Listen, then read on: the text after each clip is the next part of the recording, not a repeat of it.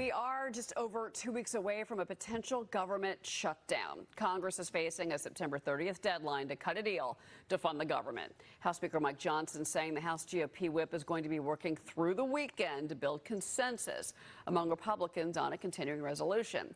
Johnson was forced to delay a scheduled vote on Wednesday for his plan that would have provided federal funding until the end of March after GOP opposition. He linked the SAVE Act to the stopgap bill, which, if passed, would help secure upcoming elections by preventing non-citizens from voting. I want to bring in New Jersey Congressman Jeff Van Drew. He is a member of the House Judiciary and Transportation and Infrastructure Committees. And Congressman Van Drew, where do you stand now after Johnson pulled that vote? He obviously knew that he didn't have the votes and that he needed Democratic support. Well, I was sad to see that the vote had to be pulled. Let me be clear. Continuing resolutions are not the answer to our budget woes. They're not the answer for the future.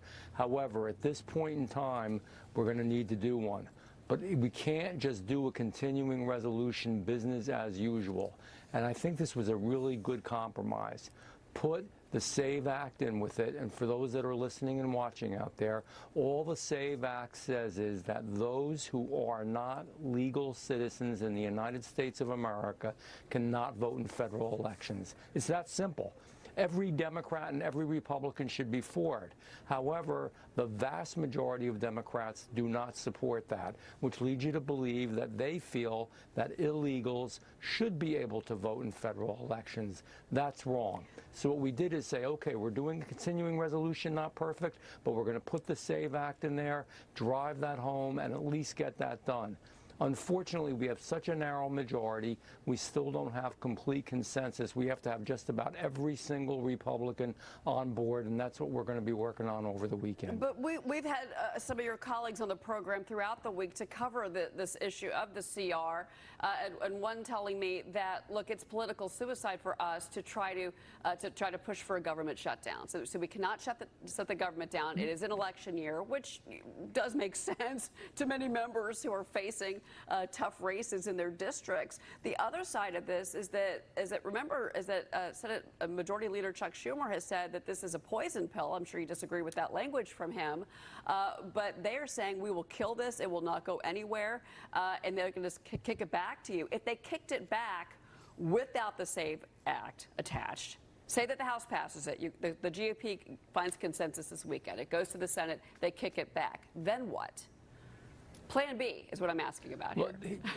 Again here, well, we're not going to shut down government. Let me be clear. Nobody wants to shut down government, okay?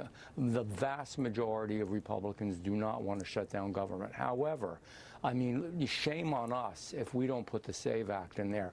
If the Democrats consider that a poison pill, so they consider it poison to say that illegals should not be able to vote in federal elections. So what they are saying, if you follow that through, is illegals should be able to vote. Let them do that. Let them say that. Let them vote on that. And if they do that, then the bill is going to come back without the SAVE Act, and members are going to have to decide what they're going to do. Without the SAVE Act, all the Democrats pretty much will vote for it. And I think probably maybe half of the Republicans will. Okay. But that's the bottom line. Shame on us if we don't do this. Okay. All right. Well, we shall see what happens this weekend, obviously. A Georgia judge, by the way, dismissing... We will. 2 criminal counts. I know you're going to be working on 3 weekend on this. 2 criminal counts against former President Trump in his 2020 election interference case. So Fulton County Judge Scott McAfee ruled that Georgia prosecutors had no authority to bring the charges related to the alleged filing of false documents in federal court. But in a separate decision yesterday, he upheld the racketeering charge in the case. Now, Trump has pleaded not guilty to all of these counts, Congressman Van Drew. I want to get your reaction to these decisions yesterday. It's just part of the process that we've seen here. And what the process is, we know that they are just weaponizing the judiciary. Fani Willis ran on saying that she was going to go after Donald Trump. Imagine that. Somebody who's supposed to be objective and doing their job within the judicial system. But we're going to see one by one that these things are going to fall. He has now been having victory after victory, and that's going to continue. They are weaponizing the judiciary, and they even weaponize criticized the Justice Department, the federal Justice Department in the past. Understand this, they will do anything and everything they can. They tried impeachment and they failed.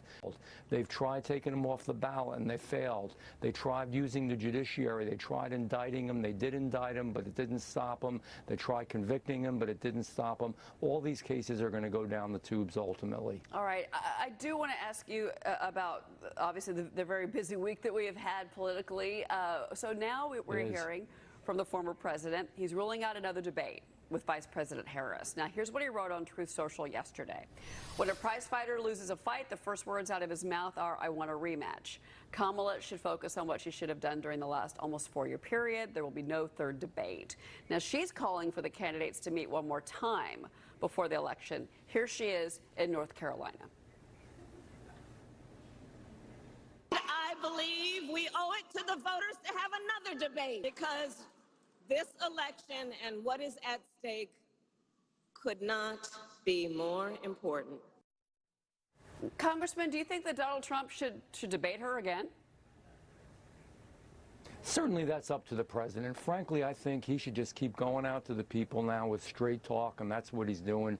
You know, that debate was very simple. She was smooth. She was slick. She certainly practiced a tremendous amount, but nothing substantive. She promised to do all the things she's failed to do while she's been in office. She basically said, listen to my words, but don't look at any of my actions. I mean, it's the most unbelievable, ridiculous thing I've ever seen. So disappointing. Donald Trump's a straight-talking guy. He's not a slick politician. He is a businessman who wants to make sure that our economy works for everybody, that our country is safe and strong, that we close the border, and that we are the United States that we know and believe in. I think he's got to get that message out. And these debates, especially if you don't have moderators who are really being objective, are okay, but they're not that productive. So it's up to the president.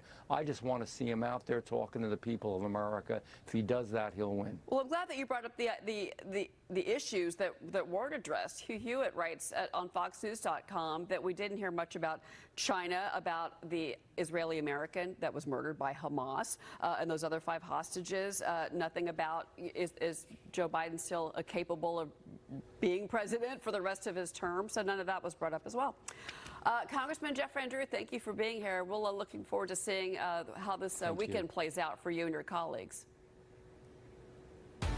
Me too. All right. Yeah, we're waiting. All right. Thank you, sir.